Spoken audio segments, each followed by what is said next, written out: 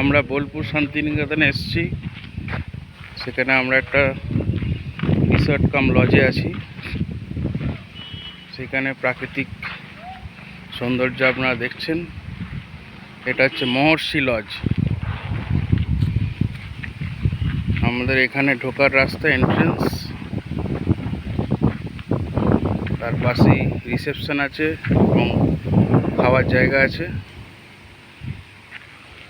আমাদের রুমগুলো হচ্ছে নিচের দিকে এবং পুরোটাই জঙ্গলে ঘেরা দুপাশে।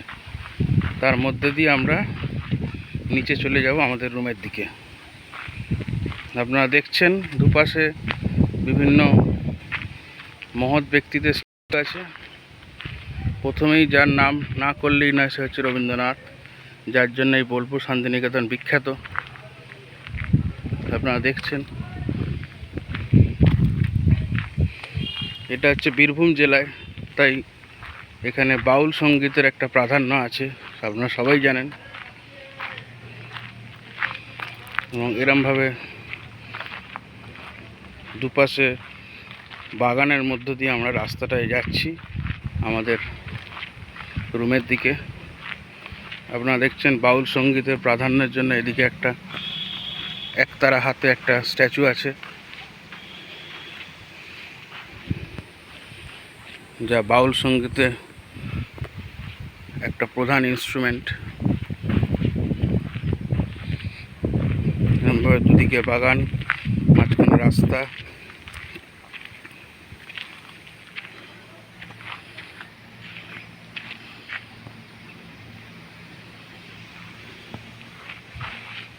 এখানে ছোট একটা পার্কের মতো করা আছে, দোলনা আছে,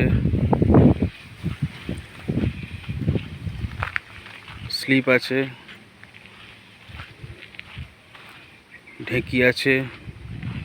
এরকমভাবে দুদিকে বাগান, নিচে লাল বালির রাস্তা। এখানে একটা ছোট্ট মাঠ আছে, যেখানে বসে ঘন্টার পর ঘন্টা কাটিয়ে দেওয়া যায়।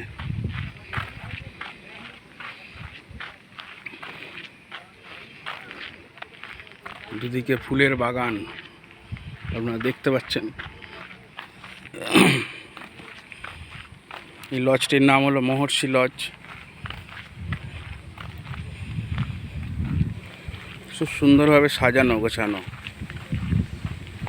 আপনার এখানে দুদিন কাটালে আপনি আপনার শান্ত পরিবেশে, নিরিবিলি এলাকায় আপনার প্রাণটা জুড়িয়ে যাবে।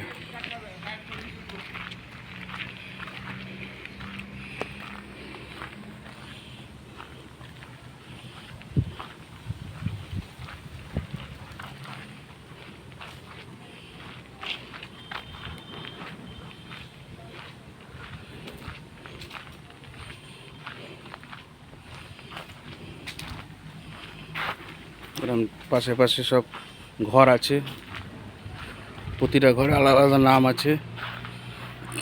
এটা যেমন দেখছেন আপনার দামোদর। বিভিন্ন নদী নামে প্রতিটা রুমের নাম করা আছে। যাচ্ছি তো, সব তুলব তো। এখানে বসার জায়গা আছে সুন্দর একটা। এখানে আমরা সন্ধ্যাবেলায় বসে অনেকক্ষণ টাইম কাটিয়েছি।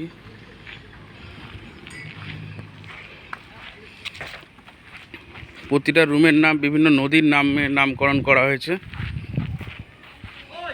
এখানে একটা দেখছেন সুবর্ণরেখা।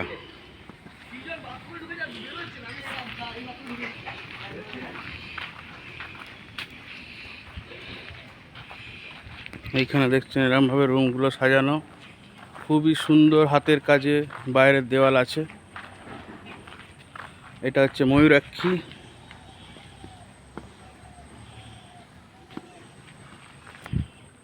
পশ্চিমবঙ্গের বিভিন্ন নদীর নাম অনুসারে এখানে প্রতিটা রুমের নামকরণ করা হয়েছে।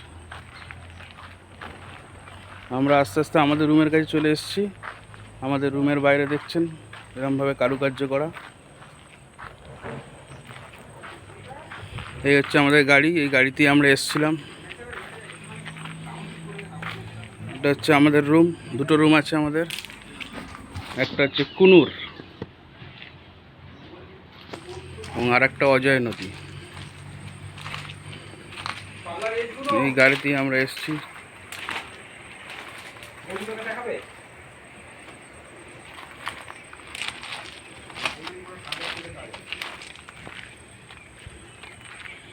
চারিদিকে জঙ্গল, সন্ধ্যাবেলা ঝিঝি পোকার ডাক, খুবই সুন্দর পরিবেশ।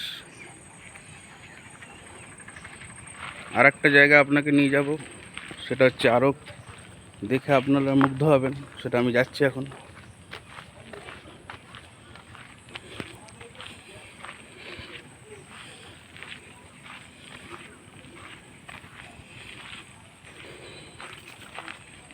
এই হচ্ছে সেই রাস্তাটা যেখানে পুরোটাই গাছ দিয়ে ঘেরা, এবং যতই প্রখর রোদ হোক এখানে কিন্তু আপনারা এসে শান্তি পাবেন। চারিদিকে গাছ, মাঝখানে রাস্তা।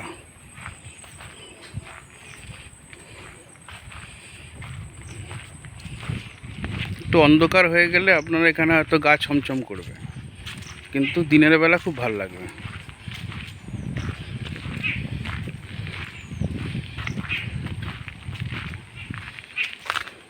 এই সেই জায়গাটায় আমরা যাচ্ছি।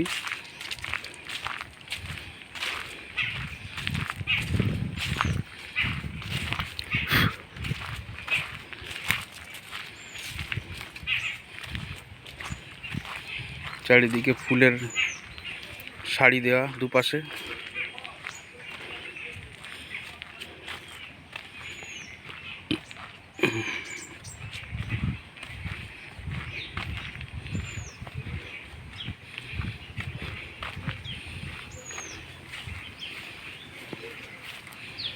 অনেক বড় এরিয়া জুড়ে মহর্ষি লজটা করা আছে এবং অনেক লোকই একসাথে থাকতে পারবে।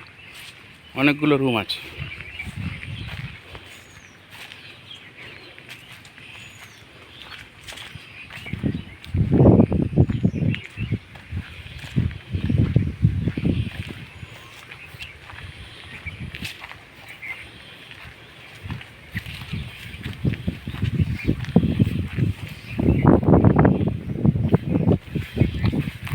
মাঝখানে যে বিলটা বলেছিলাম, এইটা সেই বিল। চারদিকে গাছের ডাল দিয়ে রেলিং করা আছে।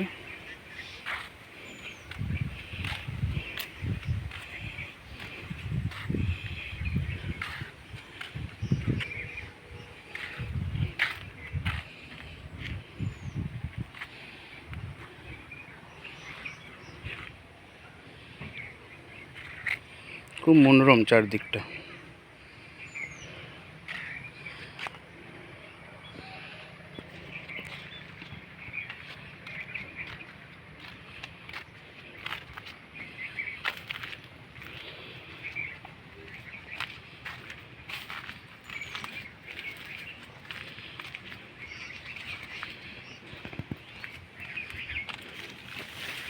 রেলিংয়ের ধার দিয়ে রাস্তা আছে, ছোট সরু।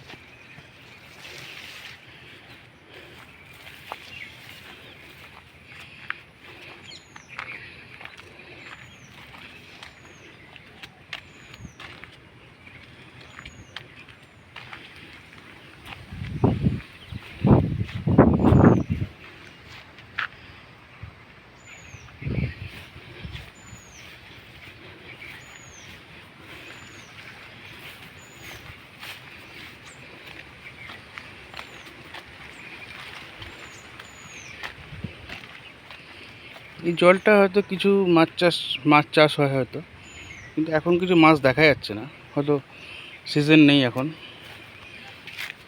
এখানে একটা নামার জায়গা আছে, এই ছোট্ট বিলটায় সিঁড়ি করা আছে।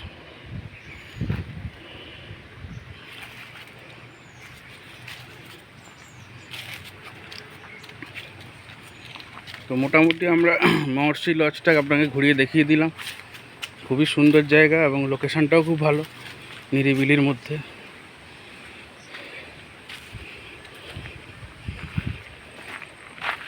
এই আমাদের রুম, প্রায় জঙ্গলের মধ্যেই বলতে পারেন, কিন্তু খুব সুন্দর জায়গা। বীরভূম জেলাটা বেশিরভাগই জঙ্গল এরিয়া।